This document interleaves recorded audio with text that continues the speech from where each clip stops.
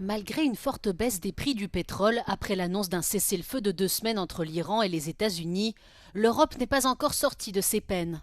Alors que les prix des carburants continuent de fluctuer en fonction des événements en cours, l'Agence internationale de l'énergie a déclaré que la guerre en Iran et la fermeture du détroit d'Ormuz ont provoqué la plus grande perturbation de l'approvisionnement en pétrole de l'histoire.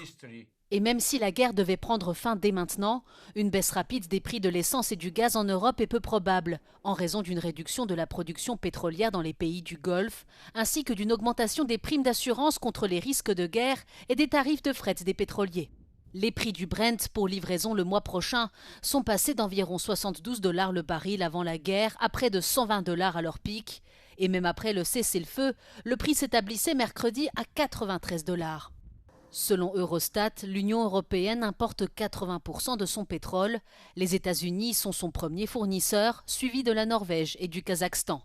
Afin de limiter la hausse des prix, les ministres italiens, allemands, espagnols, portugais et autrichiens ont demandé à l'Union européenne d'envisager une taxe sur les bénéfices énergétiques exceptionnels.